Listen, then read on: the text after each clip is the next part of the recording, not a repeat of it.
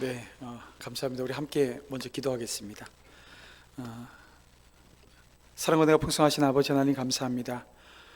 함께 주의 나라를 이루어내게 하시고 하늘의 기쁨이 우리 가운데 있기에 그 기쁨을 빼앗기지 않는 그 선택의 자리에 서게 하심에 감사함을 드립니다.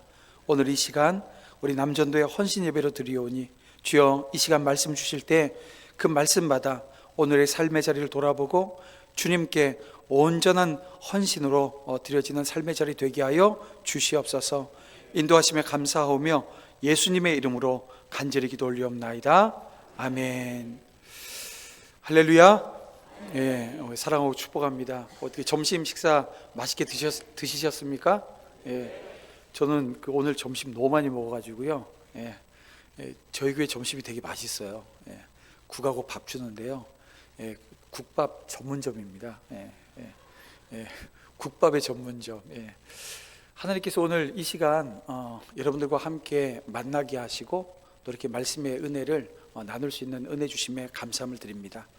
제가 목사님께 헌신예배 인도 이렇게 부탁을 받고 어떤 말씀을 함께 나눌까 하다가 이제 오늘 이 역대상 말씀을 붙들었어요. 그리고 제목을 값없이 드리지 않겠습니다 라고 하는 제목으로 정했습니다. 여러분 우리 다 같이 한번 해볼까요? 값없이 드리지 않겠습니다. 진짜죠? 그러면 설교 끝났는데 이제 사실은 여러분이 값없이 드리지 않겠습니다 하는 것으로 끝납니다. 근데 또 제가 강사로 왔는데 그냥 가면 안 되잖아요. 그래서 설교를 준비하다 보니까 좀 길게 준비했어요. 저도 값없이 설교하지 않겠습니다 라고 하는 마음으로 말씀 준비했으니까요. 함께 우리 한 절 말씀 읽었지만 이 말씀을 통해서 하나님이 주시는 은혜가 여러분 가운데 넘치고 특별히 우리 남전도의 회원들 1남전도회, 2남전도회, 3남전도회가 정말 이 동인교회를 통해서 하나님께서 이 지역사회에 큰 빛이 되어지는 은혜가 여러분들 통해서 있기를 주님의 이름으로 축복합니다. 제가 일주일에 한두 번은 이 동네에 오거든요. 요 밑에 저희 집사님 식당이 있어서 식당에 밥을 또 저는 맛있는 것만 찾아다니거든요. 맛있게 해요. 그래서 어제도 왔다가 갔고, 근데 어제도 와서 가면서 동인교회에서 이렇게 주차를 하고 내려가서 식사를 했습니다. 여러분, 하나님께서 오늘 우리에게 신앙생활 오래 하다 보면 여러 가지 질문이라고 하는 것을 하게 만드십니다. 이런 거죠. 나는 정말 하나님께 드려진 사람인가?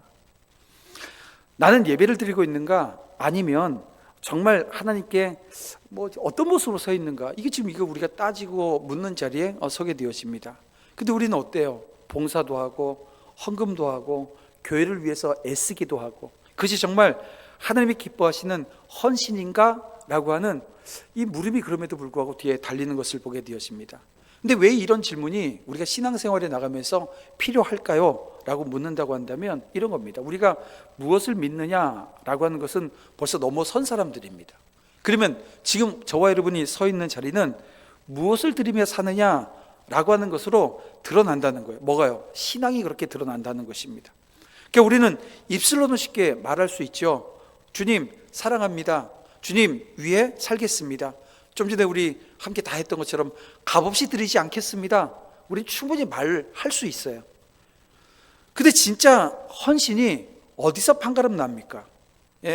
헌신은 언제나 이 값으로 드러나게 되어집니다. 무슨 얘기냐면 지금도 오후 예배 여러분 시간을 구별해서 이 자리에 나와서 지금 헌신 예배 드리는 거, 이거 시간을 드리고 있는 거예요. 또 마음도 드려야 됩니다. 지금 이 자리에 혹은 우리 남전도에 우리 회원 되시는 분들이 회장님이 안 나오면 갖고 째려보는 것 때문에 지금 무서워서 와서 앉아 계신 분 계시나요? 아니면 지금 아내분들이 당신 그래도 이 헌신 예배인데 그 딴 데 가지 말고 지금 와서 여기 이래서 여기 와서 앉아 계신 분 계세요? 우리 삼남주연도에 그런 분 없죠? 저희 교회 삼남주연도 몇 명이 그런 분이 계세요. 제가 신방 중에 저희도 지금 대신방 기간인데 신방 중에 물어요. 올해는 아니고 한 2년 전인가 물었어요. 아니 그래도 교회를 꼬박꼬박 잘 나오시네요. 그랬더니 가정의 평화를 위해서 그렇게 해야 된대요. 이건 뭐냐면 지금 마음은 못 드리고 있어도 시간을 지금 드리고 있는 거거든요. 때로는 여러분, 우리 이제 여기 성가대 하시는 권사님들 중에는 눈물을 들이시는 분들도 아마 계실 줄 압니다. 때로는 우리가 이 신앙생활에 나가면서 체면이라고 하는 거 내려놔야 될 때가 있어요. 또 내 계획이 있고 내 욕심도 있어요. 여러분 여기 욕심 없으신 분 계시면은 저한테 꼭 얘기해 주세요. 제가 욕심이 좀 많거든요. 그래서 제 욕심을 다 이렇게 채울 테니까. 근데 오늘 우리는 다 욕심 갖고 있고 계획을 가지고 있어요. 근데 이걸 주님 앞에 내려놓아야 될 때가 분명히 있다는 것입니다. 그래서 오늘 우리가 함께 읽은 본문이 그 상황 가운데 오늘 우리에게 찌르고 있는 말씀입니다. 여러분, 이 다윗이라고 하는 분이 단지 그 예배, 이 제사를 드리는 법을 아는 사람 여러분 아닙니다. 그는 하나님께 무엇이 합당한 예배인지 이걸 지금 아는 분이 다윗이었어요. 그래서 그가 말하죠. 24절, 값없이 번제를 드리지도 아니하리라 라고 하는 이 말을 지금 하는 것입니다. 여러분, 이 한마디 속에 헌신의 본질이 여기 들어 있습니다. 오늘 우리는 이 말씀을 통해서 하나님께서 기뻐하시는 헌신이 무엇인지 여러분 함께 이 시간을 통해서 묵상해 보려고 해요. 먼저 우리는 이 본문이 어떤 자리에서 어떤 배경 가운데 나온 말씀인가 라고 하는 것을 똑똑히 봐야 합니다. 여러분, 역대상 21장은 조용한 예배 장면으로 시작되어지지 않습니다. 여러분, 이 장면은요, 왕의 교만, 그리고 백성의 죽음, 뽑힌 칼, 무너진 마음, 그리고 멈춰선 심판의 한 복판에서 시작되어집니다.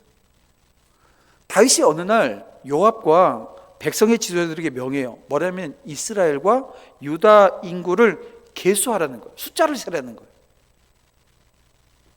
이 겉으로 보게 되어지면 왕이니까 이게 백성이 몇 명 되어지는지, 또 뭐 싸울 만한 사람이 몇 명 되어지는지 이거 뭐 충분히 궁금할 만하고 알아야 될 거라고 생각이 들지요. 근데 이 본문 전체의 흐름은 여러분 이것이 단순한 조사가 아니라는 거예요. 여러분, 이것이 행정을 하기 위해서 뭔가를 점검하기 위한 그런 과정이 아니라고 하는 것을 보게 되어집니다. 왜냐하면 심지어 요압조차도 이거 지금 반대하거든요. 이거 하면 안 된다고 얘기를 해요. 옳지 않다라고 하는 것을 알고 만류합니다. 그만큼 이 명령에는 영적인 무게가 실려 있는 것입니다. 자, 왜 그럴까요? 이런 겁니다, 여러분. 다윗의 마음이 하나님을 의지해야 되는데 하나님을 의지하지 않아요. 어떻게 하고 있는 거예요? 숫자를 지금 의지하기 시작합니다. 규모라고 하는 힘 쪽으로 지금 기울어져 있는 거예요. 규모의 힘. 전쟁의 승패가 하나님께 달려있다라고 하는 것을 누구보다도 잘 알고 있는 사람이 누구예요? 바로 다윗입니다. 왜냐하면 다윗은 이 자기가 잘나서, 자기가 똑똑해서, 자기가 힘이 있어서, 자기가 지략이 있고 뭐 전략이 있어서 계속해서 전쟁에 나가서 이기고 있지 않았다라고 하는 것을 알아요. 그랬던 다윗이 지금 뭐냐면 하나님을 의지하는 것에 그 마음이 느슨해져 버려요. 놓쳐버리는 거예요. 어느새 하나님이 아니라 뭘 지금 보는 거예요? 병력의 수를 확인하고자 하는 것입니다. 하나님이 얼마나 크신가라고 하는 것보다 내가 얼마나 강한가 이걸 지금 알고 싶은 거예요. 하나님이 얼마나 신실하신가 여기엔 관심이 없고요. 내 손에 쥔 힘이 얼마나 많은가 이걸 지금 세어보고 싶은 거예요. 여러분, 이 교회 공동체 안에 그런 일들이 비일비재하게 일어납니다. 순간순간 일어나는 걸 보게 되어집니다. 아마 이게 우리 남전도의 우리 회원들 중에는 장로님들도 계실 거고 안수시장님들도 계실 거고, 그래서 아마 재정부의 재정을 담당하시는 분들이 계실 거예요. 그러면 우리 다윗과 같은 자리에 늘 그 경계선에 서 있습니다. 경계선에 까딱 실수하게 되어지면 하나님을 의지하지 않고요, 뭐 봐요? 통장 잔고를 보는 거예요. 교회가 통장 잔고를 통해서 일을 하고 일을 하지 않고. 제가 도남지역교회 처음 부임을 해서 정책당회라는 걸 했는데요, 장로님들이 정책당회에서 제가 이렇게 안건을 쭉 해서 했더니 그 9분이셨는데 다 똑같이 받아 들으시고요, 앞에 건 안 보고 맨 뒷장을 보시더라고요. 맨 뒷장이 뭐 있는지 아시죠? 맨 뒷장에 뭐가 있을까요? 예산서가 있습니다. 앞에 있는 사업 내역을 봐야 되는데 예산서를 봐요. 그래서 제가 그 다음에부터 예산서 안 붙입니다. 예산을 가지고, 그래서 지금 저희가 아까 목사님 교회 건축 준비한다 그러는데 저희 교회 건축비가 얼마 들어가는지 몰라요. 왜냐면 예산 세워놓으면 뭐예요? 교회 건축은 어디 간 데 없고요. 뭐만 남아요? 돈이 많이 들어간다, 적게 들어간다, 이것다 저것다, 이것만 보거든요. 결국 뭐냐면 하나님 앞에 엎드려야 되는데 엎드리지 않고 숫자 노름하고 있는 거예요. 근데 숫자 노름한다는, 왜 숫자 노름이냐면 가진 건 아무것도 없거든요. 가진 게 아무것도 없는데 이게 이렇다 저렇다 이렇다 저렇다. 그래서 지금 저희 교회는 한 명도 반대하는 사람이 없어요. 왠지 아세요? 돈이 얼마 들어가는지 몰라요. 네. 저는 알까요 모를까요? 알아요. 제가 쫄까요 안 쫄까요? 쫄아요. 그래서 아까 목사님 얘기하신 대로 기도하지 않을 수 없습니다. 이 쫄리는 마음, 이 쫄리는 마음, 이걸 내려놔야 되기 때문에 엎드립니다. 그러니까 상당히 많은 시간을 새벽에 엎드려야 되고 기도해야 되고 간구해야 되고, 내 안에 있는 이 두려움이 사라지지 않으면 이 나갈 수 없어요. 이게 환경에 대한 두려움이 이 목사에게도 찾아오더라고요. 그래서 이런 겁니다. 하나님께서 얼마나 크신가라고 하는 것에 주목을 해야 되는데 이걸 주목하지 못하는 거예요. 하나님이 얼마나 강하신 분인가 이걸 봐야 되는데 보지 못하는 거예요.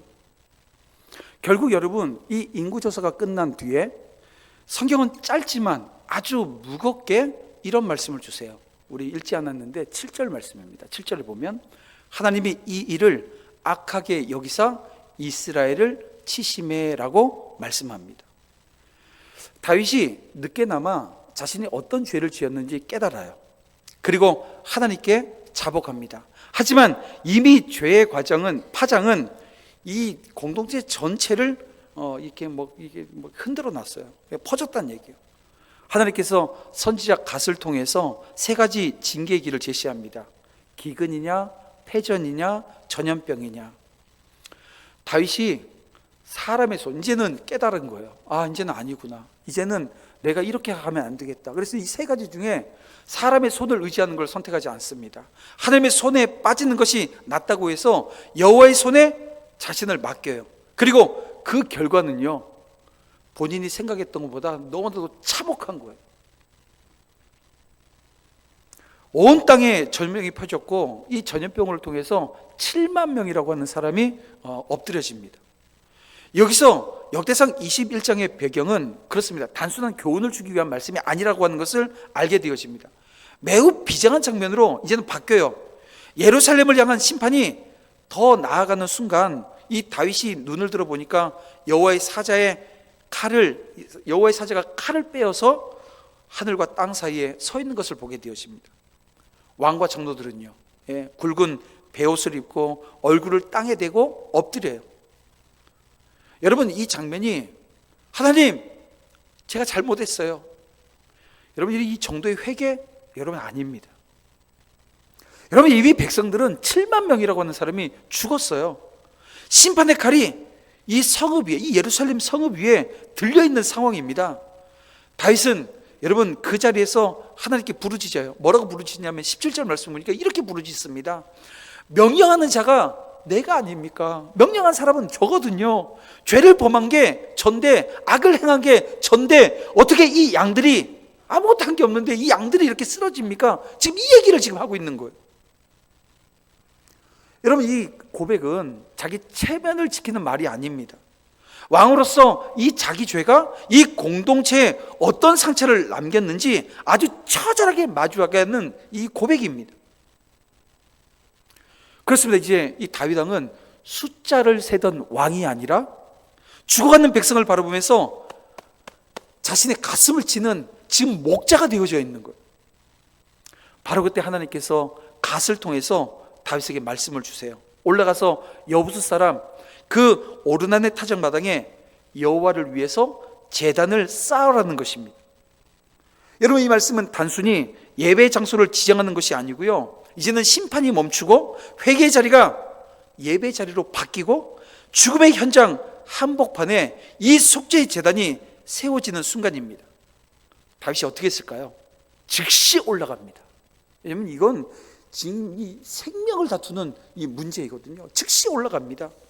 오르나는 타작하다가 천사를 보고 놀라요. 그의 네 아들도 함께 숨습니다. 그만큼 그 현장이 평범한 일상이 아니었던 거예요. 공포가 땅을 덮고 있었고 심판의 그림자가 이 백성을 짓누르고 있었습니다. 근데 그 가운데 다윗이 타작마당에 서서 이 제단을 쌓으려고 하자 오르나니 왕 앞에 모든 것을 내어놓겠다고 말합니다. 타작마당도 드리겠습니다. 번제할 소도 드리겠습니다. 또 나무로 쓸 기구도 드리겠습니다. 곡식 제물도 드리겠습니다. 한마디로 말하면 왕이 지금 예배할 텐데 이 예배할 수 있는 모든 것들, 필요한 모든 것들을 지금 무상으로 제공하겠다는 거예요. 여러분 보세요. 저한테 만약에 누군가 오셔서 저희 교회에서 누군가 오셔서 그렇게 한다 그러면 제가 어떻게 하겠어요? 예. 아유, 그런 생각을 하셨냐고. 그러면서 어떻게 하냐면 더는 없냐고. 저는 좀 욕심이 많다 그랬잖아요. 아니 좀 더 드릴 것 없냐고 뭐 이렇게 물었을 것 같은데 다윗이 어떻게 하냐면 거절을 합니다. 지금 얼마나 이 급한 상황입니까? 심판이 막 멈춰선 자리인데요, 속히 제단을 쌓고 속히 제사를 드려야 합니다. 왕의 입장에선 어떤 마음이에요? 너무 감사하죠. 고맙죠. 그래서 그냥 받아도 될 만한데, 그리고 지금 이 상황이 왕이 지금 야 이것도 내놔, 이것도 내놔, 이것도 내놔 이러면서 하는 상황이 아니잖아요. 자원해서 지금 드리고 있고 이 상황은 너무나도 절박합니다. 그런데 바로 그 자리에서 다윗이 말하는 거예요. 24절, 그렇지 아니하다. 내가 반드시 상당한 값으로 살리라. 내가 여호와께 드리려고 내 물건을 빼앗지 아니하겠고 값 없이는 번제를 드리지도 아니하리라 라고 하는 이 말을 합니다. 여러분, 이 말이 단순히 다윗이 거래의 원칙을 지키겠다라고 하는 말이 아닌 겁니다. 지금 다윗은 자기 죄거든요. 자기 죄로 인해서 지금 백성들이 죽어요. 자기 죄로 인해서 지금 백성들이 죽어가는 그 현장에 서 있습니다.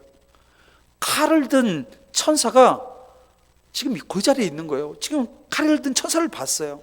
하나님의 심판이 얼마나 무서운지 여러분 보았습니다. 그리고 동시에 하나님께서 이 심판을 멈추시고 제단을 허락하시는 은혜도 봤어요. 그렇습니다. 그는 압니다. 이 제사가 적당히 드릴 수 없다라고 하는 것을, 이 예배는 남이 대신할 수 없다라고 하는 것을, 이 회복의 자리는 내 아픔과 내 회개와 내 대가가 담긴 예배여야 한다라고 하는 것을 이 다윗이 알고 있는 거예요. 그래서 지금 다윗이 값없이 드릴 수 없다고 지금 말하는 거예요. 왜냐하면 이 제사가 단순한 종교 행사가 아닌 겁니다. 자기 죄를 통과하는 거예요. 이 자기 죄를 지금 통과했어요. 내 죄가 지금 이 모든 일의 원인이었거든요. 이 죄를 통과해서 하나님의 긍휼 앞에 선 사람이 드리는 이 예배는 눈물의 예배입니다. 회개의 예배입니다. 생명을 건 예배이기 때문에 지금 이렇게밖에 할 수 없는 거예요. 그렇습니다, 여러분. 참된 헌신, 우리가 지금 전도의 헌신 예배를 드리니까요, 이 참된 헌신은 형식이 아니라 중심을 드리는 것입니다. 다윗이 단지 제사만 드리는 것이 아니었어요. 그는 하나님 앞에서 자기 자신을 지금 드리는 것입니다. 오르나니 모든 것을 무상으로 주겠다고 했을 때 다윗이 그것을 받아도 법적으로 문제될 것이 없습니다. 도리어 왕에게 예를 다했다. 여러분, 이 모습은 얼마나 아름다운 모습입니까? 그런데 다윗은 그 아름다운 모습, 누군가가 자발적으로 헌신하는 그 헌신의 자리까지도 거절하고 있는 거예요. 왜냐하면 겉모양은 제사인데 여러분, 실제로 자기 것이 하나도 들어가지 않는 그런 예배가 되어줄 수 있었기 때문입니다. 이것이 중요합니다. 사람은 겉으로 얼마든지 예배하는 사람처럼 보일 수 있어요. 지금도 우리가 지금 예배 드리고 있잖아요. 근데 우리가 예배 드리는 것처럼 보일 수 있다는 얘기예요. 여러분, 교회도 올 수 있습니다. 찬양도 할 수 있어요. 기도도 할 수 있습니다. 직분도 감당할 수 있습니다. 근데 정작 중심은 하나님께 드려지지 않을 수 있어요. 자, 하나님께서는 오래전에 이 사무엘상 우리 16장 7절에서 이런 말씀 주셨죠. 여러분 다 아는 말씀입니다. 사람은 외모를 보거니와 나 여호와는 뭘 보세요? 중심을 보신다고 말씀해 주셨습니다. 그렇습니다. 하나님은 오늘 우리가 드리는 이 예배의 모습, 이 제사의 이 모양보다 뭘 보시는 거예요? 제사하는 사람의 마음을 보십니다. 하나님은 우리가 예물을 드릴 때 헌금의 액수, 이 헌금의 액수보다 드리는 사람의 중심을 보십니다. 하나님은 이 봉사의 크기보다 그 속에 담긴 사랑과 진실을 보신다는 거예요. 다윗이 그걸 지금 알고 있는 거예요. 다윗은 지금 그걸 지금 알고 있었다는 거예요. 그래서 그는 그냥 드리면 되지 이런 생각하지 않습니다. 형식만 갖추면 되지 이런 생각도 하지 않아요. 그는 하나님께 드리는 예배가 내 삶을 건드리지 않는 예배가 되어서는 안 된다. 여러분 오늘 우리가 드리는 예배가 내 삶을 건드리지 않는 예배 될 수 있다고요. 그런데 다윗은 뭐래요? 내 삶을 건드리지 않는 예배 되지 않게 하겠다는 거예요.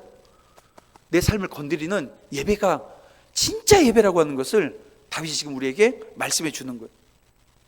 그래서 오늘 이 대목에서 오늘 우리가 이런 질문 앞에 서게 되어집니다. 나는 하나님께 지금 무엇을 드리고 있습니까? 특별히 오늘 남전도의 회원 여러분 지금 하나님께 무엇을 드리십니까? 정말 마음을 드리십니까? 아니면 지금 습관 가운데 지금 이렇게 예배 가운데 있지 않습니까? 혹여 순종을 드리고 있습니까? 아니면 종교적인 형식만 반복하고 있지는 않느냐? 이 질문을 우리가 하지 않을 수 없습니다. 그래서 이게 헌신 예배가 이런 거예요. 우리가 헌신 예배 드리면서 우리는 자칫 잘못하면 이런 생각을 합니다. 주님, 제가 좀 더 열심히 하겠습니다. 이게 여러분 헌신 예배 드리는 마음은 아닌 거예요. 그러면 헌신 예배는 뭡니까? 하나님 앞에 내 중심을 다시 올려드리는 자리, 그 자리가 헌신 예배입니다. 주님, 제 봉사 이전에 제 마음 받아주세요. 주님, 제 손보다 제 중심을 먼저 보아주세요. 주님, 제가 하는 일을 받으시기 전에 그 일을 하는 저 자신을 먼저 받아주세요. 이렇게 나아가는 것이 오늘 우리가 드리는 이 헌신 예배의 목적이고, 이 헌신 예배를 통해서 우리가 다시 한번 결심하고 결단하는데 성령께서 오늘 우리에게 깊은 은혜로 여러분을 이끄시고 붙들어 주시는 은혜가 있게 되는 것입니다. 그러니까 하나님께서 기뻐하시는 헌신은 언제나 여기서부터 시작되어집니다. 어디서요? 중심을 드리는 헌신에서부터 시작되어진다는 것, 여러분 믿으시고 그 자리에 우리 모두가 설 수 있기를 주님의 이름으로 축복합니다. 네. 그런가 하면 이 참된 헌신은 반드시 희생에 따릅니다. 희생. 다윗의 고백에서 가장 날카롭게 드러나는 부분이 이것입니다. 값없이는 제사를 드리지도 않겠습니다 라고 하는 이 내용이거든요. 이 말을 다시 이렇게 표현할 수 있습니다. 하나님께 드리는 예배라면 내게도 실제적인 대가가 있어야 하는 것입니다 라고 하는 말이 되어집니다. 여기서 우리가 성경이 말하는 아주 중요한 원리를 만나게 되어져요. 여러분 성경에서 예배, 헌신, 여기는 언제나 여러분 희생과 함께 가는 것을 보게 됩니다. 예배에는 희생이 있어요. 헌신에도 희생이 있다고요. 아니 예배를 드리는데 아무것도 희생하지 않겠다? 내가 헌신을 하는데 아무것도 희생하지 않겠다? 말이 안 돼요. 왠지 아세요? 우리가 구약 제사를 보세요. 이 구약 제사는 언제나 뭐가 필요했어요? 희생 제물이 필요합니다. 짐승이 피를 흘려야 했고, 번제는 어떻게 했어요? 번제는 온전히 다 태워야 하는 것입니다. 신약에 와서는 예수 그리스도께서 친히 저와 여러분을 위해서 어떻게 되셨어요? 완전한 제물이 되지 않으셨습니까? 십자가는 그래서 가장 위대한 희생이고요, 가장 완전한 헌신입니다.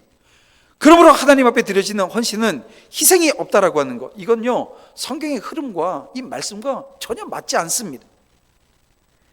희생 없는 예배, 대가 없는 헌신, 내려놓음 없는 충성, 결국 자기 만족일 가능성이 상당히 커요.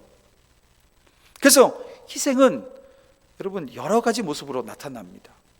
어떤 얘기는 시간의 희생입니다. 제가 오늘도 우리 목사님하고 잠깐 차 한잔 마시면서 저희 교회 얘기를 했어요. 저희 교회 근처에 결혼을 하면 거기 못 살아요. 너무 이 집값이 비싸서. 뭐 여기도 마찬가지겠지만요. 그러면 결혼하면 다 어디로 가요?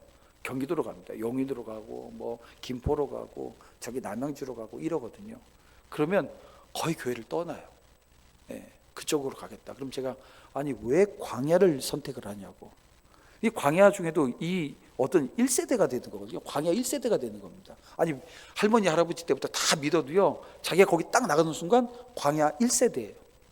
광야 1세대가 했던 일이 뭡니까? 우리 성경을 보면 나오잖아요. 광야 1세대가 뭐 했죠? 순종했어요? 불순종했어요? 에이 목사님, 그때니까 그렇게 불순종했죠. 지금은 순종한다니까요. 뻥도요, 우리 집에 있는 강아지 뻥입니다. 그래서 그런데 속지 마세요. 우리 여기 아버님들 그런데 속지 마세요. 자녀들 그런 얘기하는데 속으면 안 됩니다. 뭘 물러줘야 돼요? 광야 1세대가 자신들이 불순종했을 때 하나님께서 어떻게 했어요? 심판한 게 아니죠. 징계를 하셨어요. 근데 징계를 어떻게 해요? 받아내요. 징계를 받아내요. 어떻게 해요? 아무 말 하지 않고 받아내요. 그리고 어떻게 해요? 광야에서 하나님께서 말씀한 대로 광야에서 죽습니다. 근데 약속의 자녀들은 그 부모 세대가 아무 말 하지 않고, 아니 불순종해서 나온 결과인데 아무 말 하지 않고 그걸 받아내요. 그리고 자녀들이 어디를 가게 해요? 가나안 땅에 들어갈 수 있도록 만들어줘요. 그게 지금 저희가 해야 될 일입니다. 시간의 희생이라고 하는 겁니다.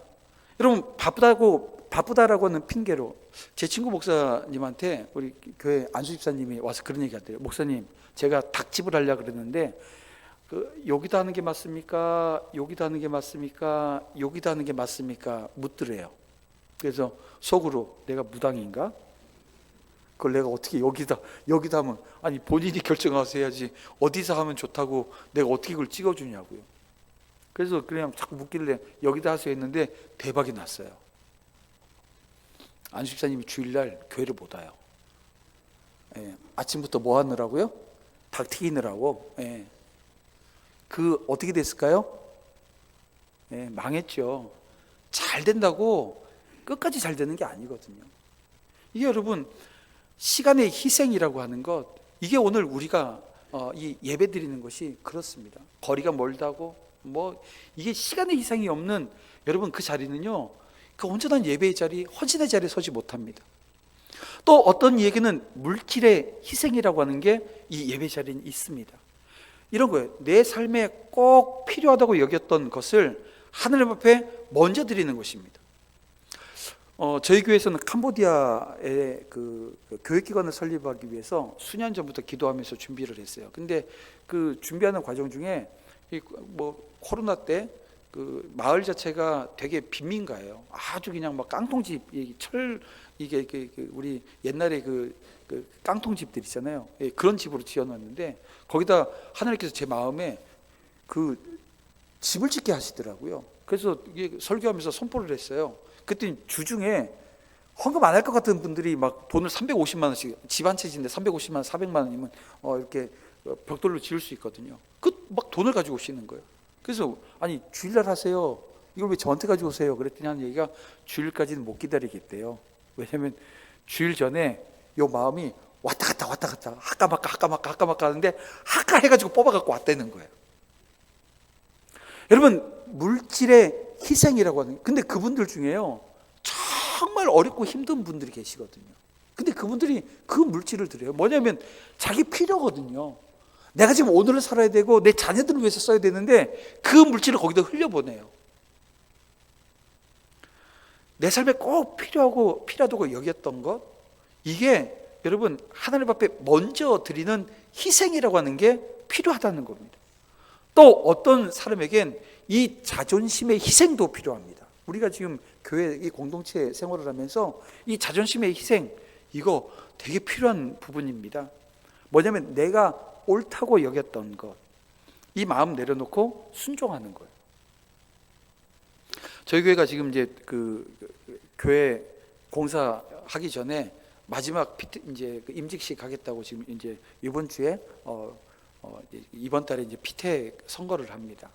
근데 피택 선거를 하는데 이제 그 요즘은 참 재밌어요. 옛날에는 이게 그래도 이 직분에 대한 사모함이 있었는데, 아니 다들 이렇게 안 이게 피택에 응하지 않으시는 거예요. 그 장로님들이 아니 왜 그래요? 예. 또 저도 또 누구 좀 전화해달라고 해서 전화도 드리고 이렇게 했더니 피택에 응하셔서 이제 여러분이 나오긴 했는데 이런 겁니다. 자신은 조용히 그냥 신앙생활 하고 싶고, 아직은 내가 준비가 안 됐다고 생각을 하고, 아직은 항존직의 자리에 또 종신직에 이렇게 나가는 거에 대한 부담이 있다는 거예요. 그러니까 아직도 여전히 모자란다. 그래서 그 모자라는 거 치면 제가 이 도남 지역에서 이게 제가 최고인데, 예. 제가 생긴 거는 두 번째인데요. 모자라는 걸 치면 또 첫 번째입니다. 예. 근데 이 모자란 사람이 지금 그래도 주의 일 감당하고 이 담임 목사 서 있는데, 아니 너다 없이 다 준비 안 됐다고 다 뒤로 물러서면 어떻게 하냐고. 예. 걱정하지 말고 모자란 사람끼리 모여서 한번 연합해서 주의를 해보자고. 전하는 분들마다 그렇게 할게요, 그렇게 할게요 해서 또 이번에 이제 피택이 또 이루어집니다. 그러니까 이 자존심이라고 하는 게 제가 그런 통화를 하면서 느끼는 게 그런 게 있는 거예요. 근데 이것도 희생할 줄 알아야 되는 거예요. 또 하나는 이런 겁니다. 편안함에 대한 희생이 우리에게 또 필요합니다. 익숙한 자리에서 벗어나서 섬김의 자리로 가는 거예요. 저희 교회는 그 1부, 2부, 3부까지 예배를 드렸는데, 제가 부임하면서 1, 2부만 들으시죠. 예, 왜냐하면 제가 너무 힘들어요. 3번 설교하기는. 왜냐하면 저는 설교를 거의 다 하는데, 새벽 예배도 다 하고 수요일, 금요일 제가 다 하는데, 주일날 3부 예배 드릴 정도 인원이 아닌데 그냥 2부 예배만 드리시죠 해서 2부 예배를 드려요. 근데 장로님들이 다 거의 1부 예배를 드리세요. 그 제가 장로님들한테, 장로님 좀 2부 예배 좀 드려요. 왜 전체 다 1부 예배만 드리시고 그러세요. 2부 예배 좀 드리세요. 그러면은 뭐라 하시냐면은 네 하고서는 안 해요. 왜 그러냐면 이런 겁니다. 1부 예배 끝나고요, 식당에서 점심 준비를 합니다. 이 장로님들이 다 식당 올라가서 장화 신고 이 설거지하고 이걸 하고 계시는 거예요. 그래서 제가 그건 장로님들이 그 자리에 안 계셔도 다른 사람들이 합니다. 근데 장로님들은 그 일하고 싶다는 거예요. 그거 하겠다는 거예요. 차량 운행하겠다고 하고. 제가 지금 뭐 하고 있는 거예요? 도남지역의 장로님들 자랑질하고 있는 거예요. 제가 지금 눈치채셨겠지만, 이게 뭐냐면 본인들이 편안하게 있어도 되는데 이 편안함을 희생합니다. 익숙한 자리에서 벗어나서 섬기는 자리로 가더라고요. 그래서 여러분, 진짜 헌신은 이런 겁니다. 여러분 지금 헌신하시나요? 큰일 났네. 여러분 진짜 헌신하시나요? 예. 좀 크게 대답하셔도 돼요. 그래서 제가 다음 얘기를 하거든요. 진짜 헌신하십니까? 아프셔야 됩니다. 여러분, 시간을 희생한 것에 대한 아픔이 있어야 돼요. 그 아픔이 없이, 예를 들면 그냥 너무 기뻐요. 너무 모든 게 감사해요. 그것도 맞아요. 그런데 그게 365일 계속 지속되어지면 그 사람은 이상한 사람이잖아요. 이상한 사람이거든요. 제가 도남지역에 오기 전에 제가 병원에서 원목으로 한 20년 사역을 했습니다. 어느 병원일까요? 정신병원이에요. 예. 병원에서 제가 20년 동안 사역을 해서 1년 내 기쁨에 충만해 있는 분들 그 병원에 와 계세요. 이상하다고요. 그러니까 우리는 1년 내 기쁠 수는 없어요.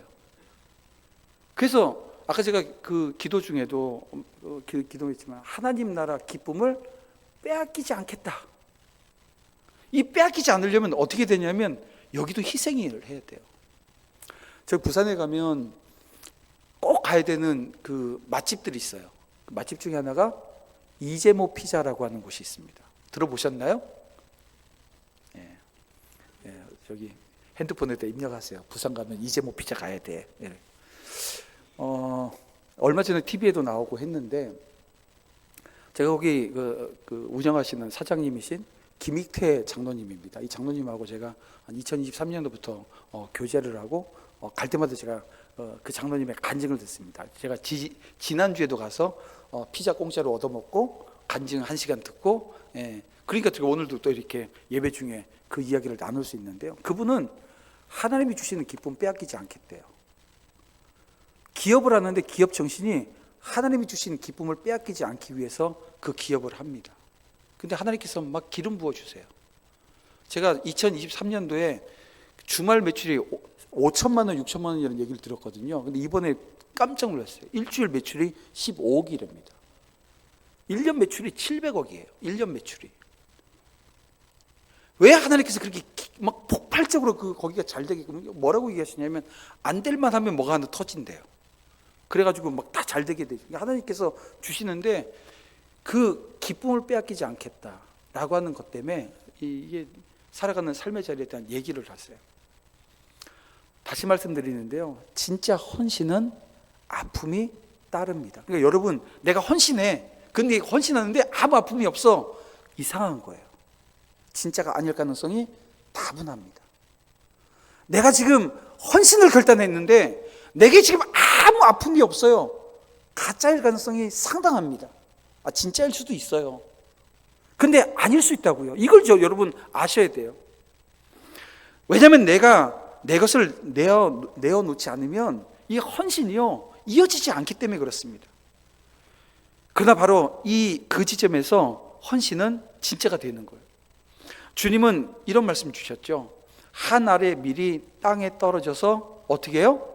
썩어야 돼요. 그래야 뭐가 맺혀요? 거기 싹이 나고 줄기가 올라오고 열매를 맺습니다. 그런데 열매는 그런 거잖아요. 자기를 보존하고선 열매가 맺혀지지 않는 거예요. 열매는 자기 포기에서 나옵니다. 생명은 움켜진다고 나오는 게 아니고요, 들여짐을 통해서 나오는 거예요. 다윗이 값없이 제사를 거절한 것은 이 단지 물건값을 치르겠다라고 하는 거래적이고 행정적인 태도에서 나오는 것이 아닙니다. 여러분, 이것은 영적인 선언인 거예요. 하나님, 저는 제 삶이 건드려지지 않는 예배 드리지 않겠습니다. 하나님, 저를 아프게 하지 않는 헌신으로 만족하고 싶지 않습니다. 하나님, 실제로 제 것이 드려지는 예배를 정말 드리고 싶습니다.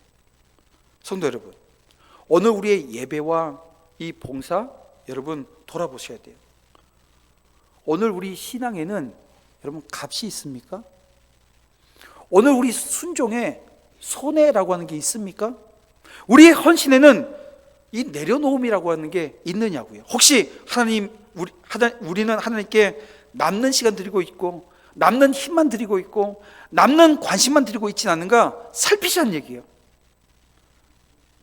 단언하건대 다윗은 그렇게 하지 않았습니다. 그는 말합니다. 값없이 드리지 않겠습니다. 여러분, 이것이 헌신임을 믿으시길 바랍니다. 그런가 하면 참된 헌신은 이 죄인의 회개를 예배 자리로 바꾸시는 은혜에 대한 응답이라는 거예요. 여러분, 이 본문이 더 은혜로운 이유는 이것이 단지 열심히 드리자라고 하는 교훈으로 끝나지 않기 때문입니다. 이 본문의 배경은 다윗의 자랑이 아니잖아요. 지금 다윗이 나는 값없이 드리지 않겠습니다 하면서 막 어깨를 실룩실룩 하면서 지금 거들먹거리고 있는가요? 아니거든요. 여러분, 이 대목은 다윗이 지금 실패한 자리입니다. 다윗이 지금 회개하는 자리입니다. 여러분, 이 장면은 다윗이 영적으로 가장 잘났던 순간에 지금 이 일이 발생한 게 아니란 얘기예요. 그는 실수했습니다. 그 실수가 뭐예요? 교만했던 거예요. 백성을 힘들게 했습니다. 자기 잘못으로 인해서 이 공동체에 재앙이 임했어요. 근데 놀랍게도 하나님은 바로 그 실패의 자리에서 뭘 열어주셨어요? 예배의 자리를 열어주셨습니다. 심판이 임했던 자리가 여러분 제단이 세워지는 자리가 되어집니다. 눈물이 흐르던 자리가 은혜가 임하는 자리로 바뀌어져 버린 거예요. 죄가 드러난 자리, 여러분 그 죄가 드러난 자리가 어떤 자리가 되었어요? 성전의 출발점이 되었습니다. 여러분, 이것이 복음입니다. 오늘 우리가 복음 아래에 있는데 이 복음 아래에 있다는 게 이런 의미인 거예요. 하나님은 우리를 단지 정죄하시기 위해서 오늘 우리의 죄를 드러내시는 분이 아니시잖아요. 하나님은 우리를 다시 하나님께로 돌이키기 위해서 이 죄를 드러내십니다. 그래서 헌신은 잘난 사람의 특권이 아닙니다. 있는 사람의 특권이 아닙니다. 헌신은 완벽한 사람의 전유물은 더더욱 아닙니다. 오히려 은혜를 입은 사람이 드리는 응답인 거예요. 주님, 저 같은 사람을 버리지 않으셨으니 이제 제가 주님께 드리겠습니다. 주님, 제 죄의 자리에서 긍휼을 베풀어 주셨으니 이제 제 삶을 주님께 올려드립니다. 주님, 심판받아 마땅한 저를 이 제단 앞에 불러주셨사오니 이제 제 전부를 드리겠습니다. 다윗의 헌신이 여러분 그렇습니다. 이 은혜의 자리에서 나온 것입니다. 그는 공로를 쌓으려는 사람이 아닙니다. 은혜에 반응하는 사람이었어요. 저와 여러분들도 마찬가지입니다. 우리는 하나님께 무엇을 드림으로 인해서 구원받은 사람입니까? 아닙니다. 우리는 이미 그리스도 안에서 은혜 입은 자들입니다. 예수님께서 값을 다 치러 주셨어요. 여러분, 구약 성경에 속전에 대한 개념이 나옵니다. 여러분, 구약에서 속전이 어디서 발생했어요? 이스라엘 백성들이 출애굽할 때 유월절, 어린 양의 피를 통해서 유월되었죠. 죽음이 유월됩니다. 그리고 그때 살아난 장자의 수만큼 하나님께서는 생명을 받으시는데 누굴 받았어요? 레위 지파를 받습니다. 그래도 레위 지파가 작아요, 숫자가. 그래서 한 사람 한 사람의 생명값을 받은 게 속전입니다. 그러니까 여러분, 저와 여러분에겐 뭐가 있다는 얘기예요? 값이 있어요. 생명값이 있어요. 그 생명값을 어떻게 해결해 주셨어요? 예수님께서 십자가의 죽으심으로 오늘 우리 생명값을 지불했어요. 그러니까 오늘 우리가 구원받는데 그냥 공짜로 구원받는 게 아니라 내가 생명값이 있는데 그 생명값을 예수님께서 치르신 거예요. 주님께서 십자가에서 아낌없이 자신을 내어주셨기 때문에 저와 여러분이 살은 줄 믿습니다. 그래서 우리의 헌신은 구원을 사기 위한 거래 아닙니다. 우리의 헌신은 십자가의 은혜를 입은 사람이 드리는 사랑의 응답인 거예요. 결국 다윗의 고백은 더 큰 다윗 대신 예수 그리스도를 바라보게 만듭니다. 우리는 하나님께 값 있는 것을 드리려 하지만 어때요? 언제도 부족합니다. 그러나 예수님은 값없이 오늘 우리를 대하지 않으셨습니다. 주님은 우리 자신의 생명을 지불하시면서 그 피의 값으로 오늘 우리를 사셨습니다. 그러니 우리가 어떻게 값없는 여러분 신앙으로 살아갈 수 있겠어요? 이제 남은 것으로 주님을 섬길 수 있겠어요? 이것도 여러분 마땅하지 않은 겁니다. 어떻게 적당히 믿고 적당히 봉사하고 적당히 사랑하고 그러면서 만족할 수 있겠냐는 거예요. 십자가 앞에 선 사람들은 그래서 이렇게 말하게 되어집니다. 주님이 저를 그렇게 사랑하셨는데 저는 값없이 드리지 않겠습니다 라고 하는 이 결단의 고백을 하게 되는 것입니다. 그렇습니다. 참된 헌신은 결국 예배 자리에서 이 공동체를 세웁니다.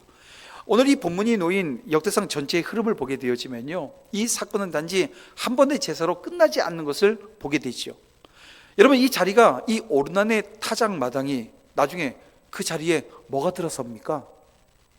바로 그곳이 바로 훗날 성전과 연결되어지는 자리가 여러분 이 자리임을 우리는 압니다. 다시 말하면 다윗의 회개 그리고 헌신의 자리, 이 공동체의 예배의 중심을 세우는 이 출발점이 바로 여기인 거예요. 이것은 매우 중요합니다. 한 사람의 진실된 헌신은 결코 그 한 사람으로 끝나지 않습니다. 여러분이 헌신을 결단하고 실제로 그 헌신을 감당하면 여러분의 그 헌신이 그 헌신으로 나 하나의 헌신으로 끝나는 게 아니라는 거예요. 어떻게 될까요? 가정에 영향을 미칩니다. 교회에 영향을 미칩니다. 더 나아가서 다음 세대에 영향을 미칩니다. 한 사람의 적당한 신앙은 여러분 공동체를 차갑게 만들어놔요. 적당히 하면 차갑습니다. 그런데 한 사람의 진실한 헌신은 공동체를 뜨겁게 만들어요. 여러분, 부모 한 사람이 예배를 귀하게 여기면 자녀가 그걸 배워요. 직분자 한 사람이 희생하면서 교회를 섬기잖아요. 그러면 여러분, 교회가 그것을 배웁니다. 한 성도가 눈물로 기도하게 되어지면 이 공동체가 깨어납니다. 한 지도자가 값없이 드리지는 않겠습니다, 이렇게 결단하면 어떻게 될까요? 많은 이들이 따릅니다. 여러분, 오늘 우리 1남전도회, 2남전도회, 3남전도회가 그런 지도자들이 되어지는 은혜 있기를 주님의 이름으로 축복합니다. 그래서 헌신은 다시 말씀드립니다, 개인의 결단으로 절대 여러분 끝나지 않습니다. 이 예배는 그래서 오늘 이 공동체의 방향을 다시 한번 새롭게 하는 자리가 되길 원합니다. 주님, 우리 교회가 값없이 드리는 그런 공동체 되지 않겠습니다. 주님, 우리 교회가 형식적인 봉사에 머물지 않겠습니다. 주님, 우리 모두가 마음과 눈물과 순종을 담아서 주님께 드려지는 공동체 되게 하여 주시옵소서. 여러분, 하나님은 그런 교회를 사용하십니다. 우리는 사람이 많아야 사용한다고 생각을 해요. 여러분, 그게요, 요즘 보세요, 사람 많이 모이는 교회들이 엉망진창이 돼가지고 막 이런저런 소리들을 막 쏟아내는 엉뚱한 시대에 우리는 살고 있지 않습니까? 여러분, 조건이 좋아서도 아닙니다. 주님의 마음을 아는 헌신이 오늘 우리 안에 있으면 되는 거예요. 여러분, 오늘 본문은 우리가 우리를 아주 정직한 자리로 데려갑니다. 다윗이 말하죠, 값없이는 여호와께 번제를 드리지 않겠습니다. 여러분, 다시 말씀드리지만 이 말은 단지 재물값을 말하는 게 아니에요. 여러분, 이것은 신앙의 무게를 지금 말하는 것입니다. 예배의 진실함을 말하는 것입니다. 헌신의 본질을 말하는 것입니다. 그래서 오늘 우리는 이 말씀 앞에 다시 한번 묻고 결단해야 됩니다. 나는 하나님께 지금 무엇을 드리고 있으십니까? 내 예배의 값이 무엇입니까? 내 봉사의 중심이 무엇입니까? 내 헌신에는 희생이 있습니까? 내 순종은 정말 내 삶을 이렇게 저렇게 건드리고 있으십니까? 그리고 무엇보다도 기억해야 될 것은 하나님께서 먼저 우리에게 값을 요구하시는 분이 아니라 먼저 자신의 아들을 내어 주신 분이세요. 예수 그리스도, 그분이 오늘 우리를 위해서 희생하십니다.